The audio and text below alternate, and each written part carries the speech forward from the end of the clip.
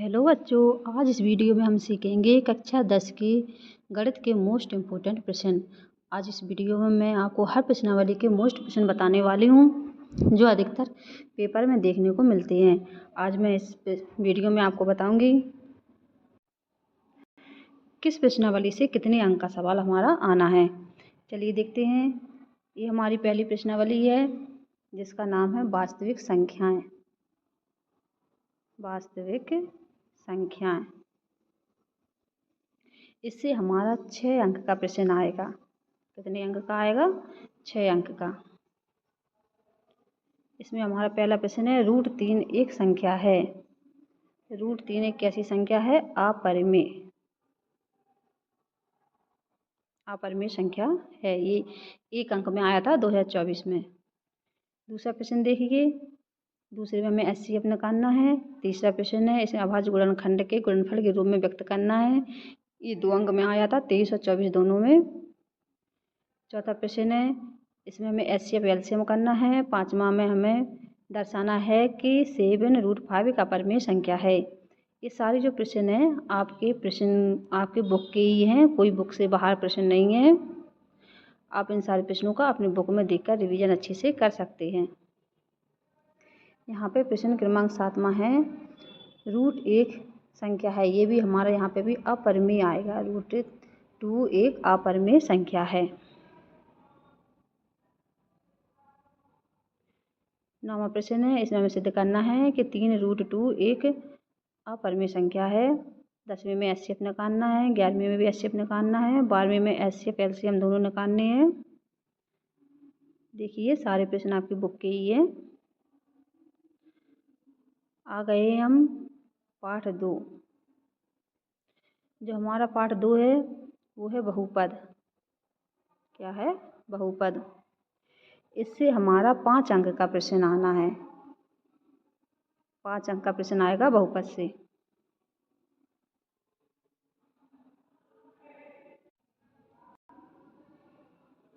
इसमें पहला प्रश्न है x के बहुपद px में x की उच्चतम घात क्या कहलाती है? तो x की उच्चतम घात क्या कहलाएगी? बहुपद की घात। इसमें हमारा आएगा बहुपद की घात। दूसरा प्रश्न है इसमें शून्यकों का गुणनफल का सूत्र लिखना है। शून्य ज्ञात करने हैं तीसरे में। चौथा प्रश्न है त्रिघात बहुपद के कितने शून्यक होते हैं? तो त्रिघात बहुपद के 3 शून्यक होते हैं। और द्विघात बहुपद 5वें में करना है। द्विघात बहुपद का मानक रूप लिखना है। 6वीं में शून्य ज्ञात करना है। 7वें में शून्यकों का योगफल इतना है, गुणनफल √5 है, ये हमें ज्ञात करना है बहुपद। 8वां प्रश्न है शून्यकों की संख्या लिखनी है। 9वां देख लीजिए। 10वां भी आप देख लेना, इम्पोर्टेंट है। सारे के सारे जो प्रश्न हैं उनके सामने लिखा हुआ है कि किस सन में आए हैं और किस अंक में आए हैं। 12वां हमारा प्रश्न है घात 2 के किसी बहुपद की अधिकतम घात 2 शून्यक हो सकते हैं। यहाँ पे हमारा 2 आएगा। 13वां प्रश्न है 1 अंक में आया था 2022 में। चौथे प्रश्न में शून्यक निकालने हैं। 15वें में भी हमें शून्य ज्ञात करना है। देख लीजिए सारे के सारे प्रश्न बहुत ही मोस्ट इम्पोर्टेंट हैं। आप इन सारे प्रश्नों को अपनी कॉपी पर नोट कर लेना और अपनी बुक से अच्छे से रिवीजन करना। हम आ गए हैं पाठ 3। पाठ 3 है हमारा 2 चरों वाले रैखिक समीकरण। पाठ 3 है हमारा 2 चरों वाले रैखिक समीकरण।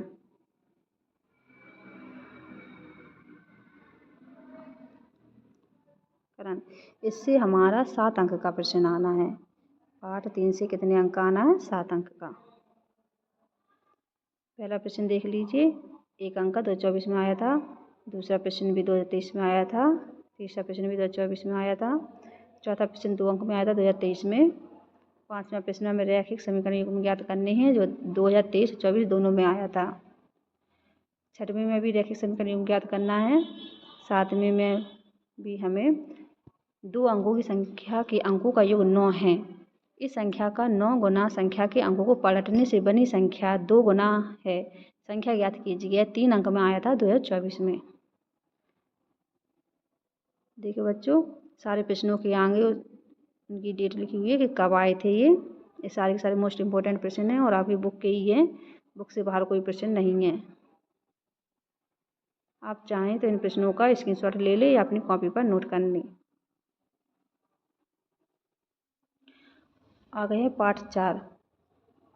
पाठ 4 है हमारा द्विघात समीकरण। द्विघात समीकरण, इससे हमारा 5 अंक का प्रश्न आना है। कितने अंक के प्रश्न आने हैं? 5 अंक के। पहले से ऊपर के जो प्रश्न हैं हमारे सारे 1-1 अंक के प्रश्न हैं, जो अधिकतर तेज जो जिस सन में आए थे वो सन आपके प्रश्न के आगे लिखा हुआ है। आप अच्छे से देखना।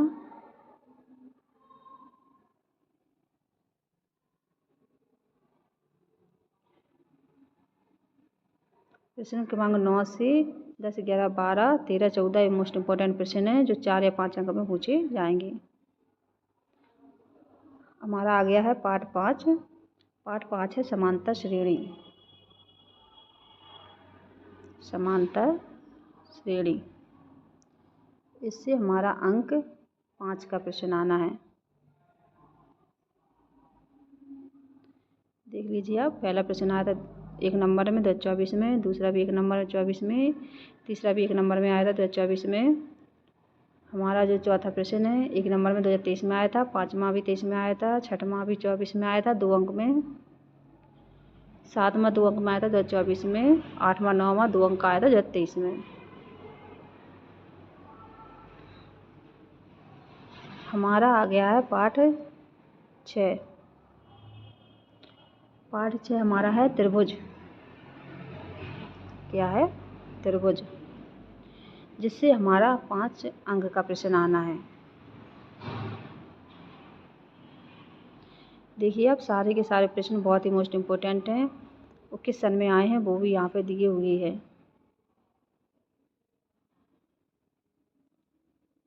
प्रश्न क्रमांक 9वां है, 9वां प्रश्न है सभी वृत्त जो हैं समबाहु त्रिभुज के समरूप होते हैं। समबाहु त्रिभुज के समरूप, 10वें में भी हमारा यही आएगा, सभी वर्ग जो हैं समबाहु त्रिभुज के समरूप होते हैं। प्रश्न क्रमांक 11 है, भुजाओं की समान संख्या वाले 2 बहुभुज समरूप होते हैं यदि उनके संगत कोण, यहाँ पे हमारा आएगा बराबर, दोनों में ही बराबर आएगा। प्रश्न क्रमांक 12वां है त्रिभुज की समरूपता के लिए शर्त लिखिए। प्रश्न क्रमांक 13वां है यूनानी घटक थेल्स समकाल, इसका उत्तर उसके सामने ही लिखा हुआ है, देख लेना। हम आ गए हैं पाठ 7। पाठ 7 है हमारा निर्देशांक ज्यामिति।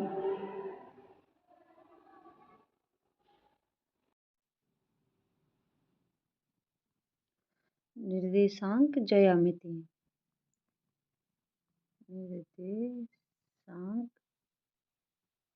ज्यामिति, इससे हमारा 5 अंक का प्रश्न आना है। अंक 5। इसमें जो हमारा पहला प्रश्न है 1 अंक में आया था 2024 में, दूसरा है 1 अंक में 2023 में आया था, तीसरा जो प्रश्न है वो भी 1 अंक में 2023 में आया था, चौथा भी प्रश्न है 1 अंक में 2023 में आया था, 5वां हमारा 2024 में आया था 2 अंक में, 6वां जो प्रश्न है वो 2024 में आया था 2 अंक में, 7वां जो प्रश्न है 1 अंक में आया था 2023 में, 8वां प्रश्न देखिए 2024 में आया था 2 अंक में, 9वां 10वां प्रश्न है ये 11वां, ये 9वां प्रश्न आया था 2023 में 2 अंक में और 10वां आया था 2023 में। 11वां प्रश्न देखिए, एक्स अक्ष पर वह बिंदु ज्ञात कीजिए जो 2, -5 और -2, 9 को समदूरस्थ है। ये प्रश्न आपकी बुक का है, देख लेना। विभाजन सूत्र लिखिए, ये भी आप अच्छे से याद कर लेना। हम आ गए हैं पाठ 8। 8 हमारा है त्रिकोण ज्यामिति।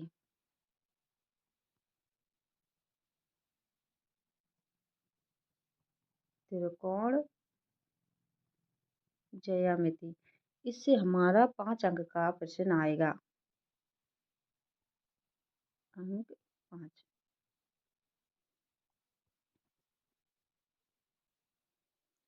देखिए अब सारे के सारे प्रश्न बहुत ही इम्पोर्टेंट हैं। अब सारे प्रश्न अपनी कॉपी में नोट कर लेना और इनका अच्छे से रिवीजन करना। आप चाहें तो इसका स्क्रीनशॉट भी ले सकते हैं। पार्ट 8 में कुल 10 प्रश्न हैं जो बहुत ही मोस्ट इम्पोर्टेंट हैं। हम आ गए हैं पाठ 9 पर। पाठ 9 है हमारा त्रिकोणमिति।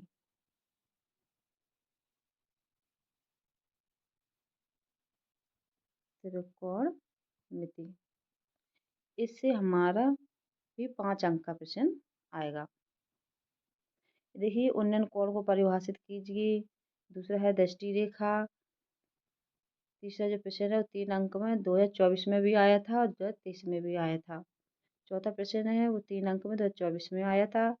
इससे 3 अंक के प्रश्न आएंगे या 1 अंक के प्रश्न आएंगे। टोटल 5 अंक के प्रश्न होते हैं हमारे। उसमें ये 3 अंक के भी आ सकते हैं, कुछ 1 अंक का भी आ सकता है। देखिए सारे के सारे प्रश्न बहुत मोस्ट इम्पोर्टेंट है। आप इनका अच्छे से स्क्रीनशॉट ले लेना।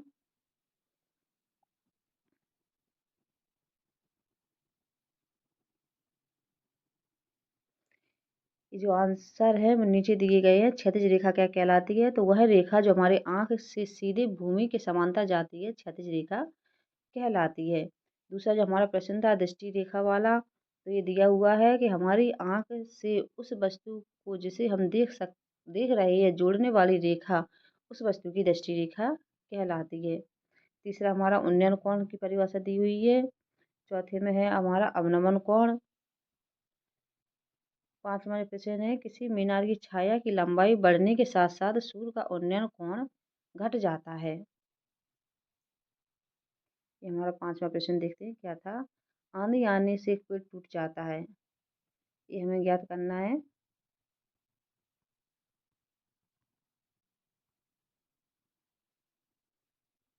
सारी आंसर नीचे प्रोवाइड किए गए हैं, आप देख लेना। जब वस्तु की ऊंचाई एवं छाया बराबर होती है तो उस समय सूर्य का उन्नयन कोण 45 होता है। या जब सूर्य का उन्नयन कोण 45 डिग्री होता है तो उस वस्तु की ऊंचाई या छाया के बराबर होती है। हम आ गए हैं पाठ 10। ये पाठ 10 है हमारा व्रत।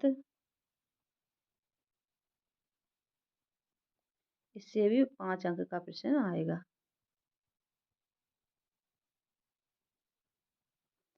देखिए पहला प्रश्न है वृत्त को दो बिंदुओं पर प्रक्षेद करने वाली रेखा को त्रिअक्षिति रेखा कहते हैं।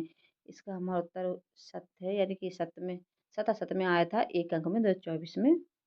दूसरा है वृत्त की छेदक रेखा की परिभाषित कीजिए। तीसरा है वृत्त के स्पर्श बिंदु को परिभाषित कीजिए। चौथा है स्पर्श रेखा और वृत्त के उभयनिष्ठ बिंदुओं को क्या कहते हैं। ये हमारा 1 अंक 2023 में आया था। पांचवा है स्पर्श रेखा ही छेदक रेखा है, ये हमारा असत्य है जो असत्य में आया था 2023 में। प्रश्न क्रमांक 6वां है 2 अंक का है, 2024 में आया था। 7वां भी 2 अंक का है, 2024 में आया था। 8वां जो प्रश्न है वो भी 2 अंक का है और 9वां भी प्रश्न हमारा 2 अंक का है। ये दोनों प्रश्न ही 2023 में आए थे। देखिए नीचे इनके आंसर दिए गए हैं, परिभाषा दी गई है। किसी तल में एक नियत बिंदु केंद्र से अचल दूरी पर स्थित सभी बिंदुओं के समूह को वृत्त कहते हैं। ठीक है, ये विभिन्न रेखा देखिए आप प्रतिच्छेदी रेखा कहते हैं, छेदक रेखा कहते हैं। तीसरा स्पर्श रेखा, विभिन्न प्रकार की रेखाओं की परिभाषा दी हुई है। वृत्त की स्पर्श रेखा, ये देखिए वृत्त के एक बिंदु पर एक और केवल एक स्पर्श रेखा होती है। ये हमारी 1 नंबर या 2 नंबर में ऐसे प्रश्न पूछे जा सकते हैं। दूसरा है एक छेदक रेखा के समांतर वृत्त की 2 से अधिक स्पर्श रेखाएं नहीं हो सकती। तीसरा है स्पर्श रेखा और वृत्त के उभयनिष्ठ बिंदुओं को स्पर्श बिंदु कहते हैं। एक वृत्त की अनंत स्पर्श रेखाएं हो सकती हैं।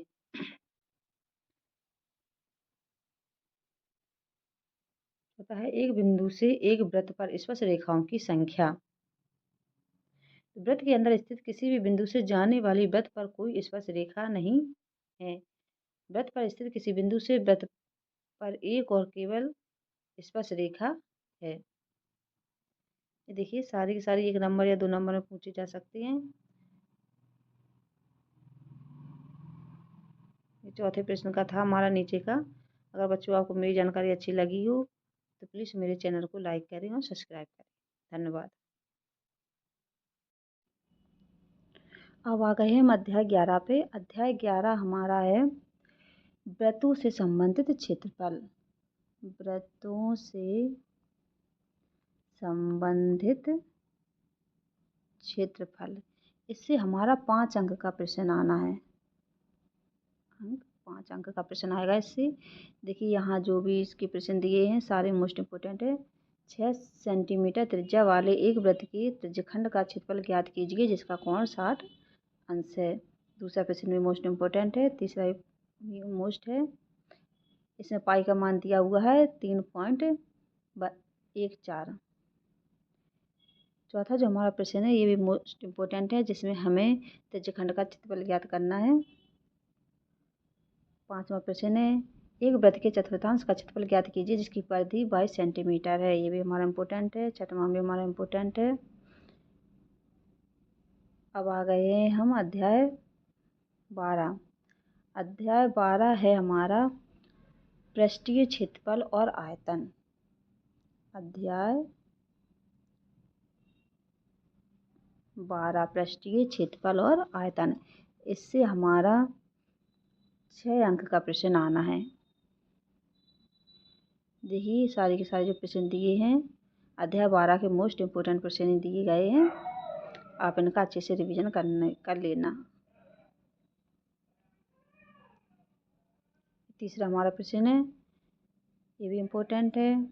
चौथा भी इम्पोर्टेंट है।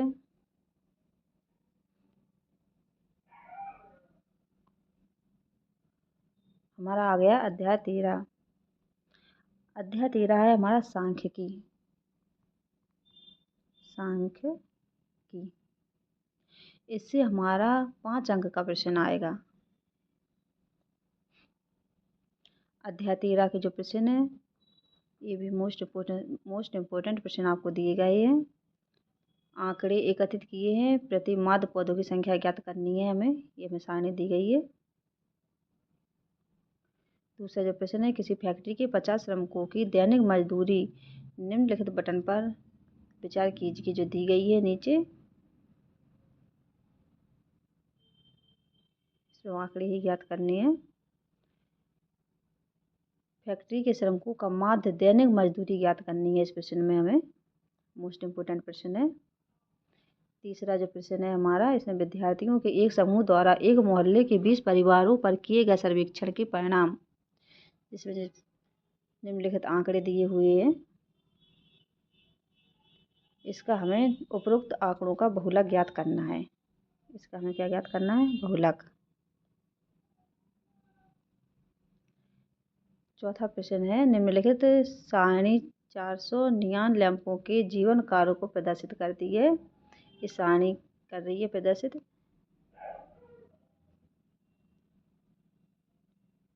एक लैंप का माध्यक जीवन काल ज्ञात कीजिए। हमें इसमें एक लैंप का माध्यक जीवन काल ज्ञात करना है। मोस्ट इम्पोर्टेंट प्रश्न है हमारा आ गया है अध्याय 14 प्रायिकता। अध्याय 14 हमारा क्या है? प्रायिकता। इससे हमारा 6 अंक का प्रश्न आना है। देखिए पहला प्रश्न है एक पासे का एक बार फेंका जाता है एक अभाज्य संख्या आने की प्रायिकता ज्ञात कीजिए। पहला प्रश्न इम्पोर्टेंट है। दूसरा भी इम्पोर्टेंट है। यहाँ पे जो प्रश्न दिए गए हैं सारे के सारे मोस्ट इम्पोर्टेंट है। बच्चों आप इनका रिवीजन कर लेना। ये क्वेश्चन जो है अधिकतर पेपरों में पूछे जाते हैं। चौथा भी हमारा इम्पोर्टेंट है।